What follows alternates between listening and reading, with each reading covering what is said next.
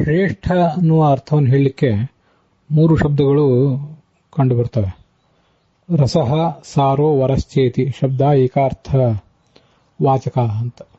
ಇದು ಛಾಂದೋಗ್ಯ ಉಪನಿಷದ್ ಭಾಷ್ಯ. ಅದರಲ್ಲಿ 1ನೇ ಅಧ್ಯಾಯ ದೇವತಾ ತಾರತಮ್ಯವನ್ನು ವರ್ಣನೆ ಮಾಡುವಂಥ ಪ್ರಸಂಗ. ಈಶಾಂ ಭೂತಾನಾಂ ಪೃಥ್ವೀ ರಸಃ ಅಂತ ಇತ್ಯಾದಿಗಳನ್ನು ಹೇಳುವಂಥ ಪ್ರಸಂಗ ಅದು.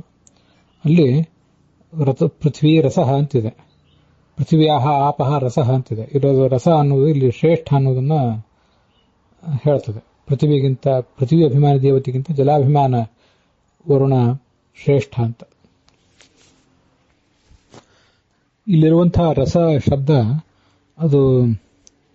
ನಿತ್ಯ ಪುಲ್ಲಿಂಗ ಅಂತ ಕಾಣಿಸ್ತದೆ. ಪೃಥ್ವಿಯು ರಸಃ ಶ್ರೇಷ್ಠವು, ಪೃಥ್ವಿ ರಸ ಅಂತಿಲ್ಲ. ಹಾಗೆ ಅಪಾಂ ಓಷಧಯೋ ರಸಃ ಅಂತಿದೆ. ಔಷಧಿಗಳು ರಸಗಳು ಅಂತ ಹೀಗೆ ಹೇಳುವ ಪ್ರಸಂಗದಲ್ಲಿಯೂ ಕೂಡ ಓಷಧಯ ರಸಾಹ ಅಂತ ಪ್ರಯೋಗ ಮಾಡಿಲ್ಲ. ಇದನ್ನ ಪುಲ್ಲಿಂಗ ಏಕವಚನದಲ್ಲಿ, ಬಹುವಚನದಲ್ಲೂ ಪ್ರಯೋಗ ಇದ್ದಿರಬಹುದು.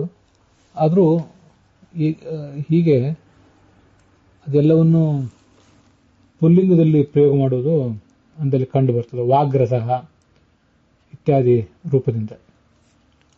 ಸಾಮರಸಃ, ಸಾಮ ಶಬ್ದ ನಪುಂಸಕಲಿಂಗ, ಅದು ಕೂಡ ಸಾಮರಸಃ ಅಂತ ಹೀಗೆ ಹಿಡಿದು ಕಂಡು ಬರ್ತದೆ. ಮತ್ತೆ ಸಾರ ಅನ್ನೋ ಶಬ್ದದ ಬಗ್ಗೆ ಶಾಸ್ತ್ರೇಶು ಭಾರತಂ ಸಾರಂ ಅಂತ ಗೀತಾ ತಾತ್ಪರ್ಯದ ಉಪೋದ್ಘಾತದಲ್ಲಿ ಮೊಟ್ಟ ಮೊದಲು ಬರುವಂಥ ಬ್ರಹ್ಮಾಂಡ ಪುರಾಣದ ಮಾತದು. ಎಲ್ಲ ಶಾಸ್ತ್ರಗಳಲ್ಲಿ ಭಾರತ ಅನ್ನುವುದು ಶ್ರೇಷ್ಠ ಅಂತ. ಅಲ್ಲಿ ಭಾರತ ಶಬ್ದ ನಪುಂಸಕ ಲಿಂಗ ಇರುವುದರಿಂದ ಸಾರ ಮತ್ತು ನಪುಂಸಕ ಲಿಂಗದಲ್ಲಿ ಬಂದಂತೆ ಕಾಣಿಸ್ತದೆ. ಆದರೆ ಛಾಂದೋಗ್ಯ ಉಪನಿಷತ್ನಲ್ಲಿ ಹೇಳಿದಂತೆ ರಸಃ ಸಾರಹ ಅಂತ ಪುಲ್ಲಿಂಗದಲ್ಲಿ ಅದನ್ನು ಹೇಳಿದ್ದಾರೆ. ವರ ಅಂತ ಶಬ್ದ ಅಂತೂ ಶ್ರೇಷ್ಠ ಅನ್ನೋದನ್ನು ಹೇಳ್ತದೆ ಅನ್ನೋದು ಬೇರೆ ಬೇರೆ ಕಡೆ ನಮಗೆ ಕಂಡು ಬಂದಿದೆ. ಅದನ್ನು ಇಲ್ಲಿ ನಾವು ಉದ್ಧರಿಸಬೇಕಾಗಿಲ್ಲ. ಭಾರತಂ ಸರ್ವಶಾಸ್ತ್ರೇಶು ಭಾರತೇ ಗೀತಿಕಾ ವರ. ಸರ್ವಶಾಸ್ತ್ರಗಳಲ್ಲೂ ಭಾರತ ಅನ್ನೋದು ಶ್ರೇಷ್ಠ, ಅದರಲ್ಲಿ ಗೀತಾ ಅಂತ ಅನ್ನೋದು ವರ ಶ್ರೇಷ್ಠ ಅಂತ. ಹೀಗೆ ಮಹಾಕೂರ್ಮ ಪುರಾಣದ ಮಾತಿದ್ದು. ಗೀತಾ ಭಾಷ್ಯ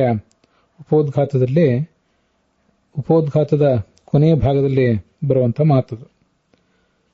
ಭಾರತಂ ಸರ್ವಶಾಸ್ತ್ರೇಶು ಭಾರತೇ ಗೀತಿಕಾ ವರ ವಿಷ್ಣು ಸಹಸ್ರನಾಮಾಪಿ ಜ್ಞೇಯಂ ಪಾಠ್ಯಂ ಚ ತದ್ವಯಂ ಅಂತ.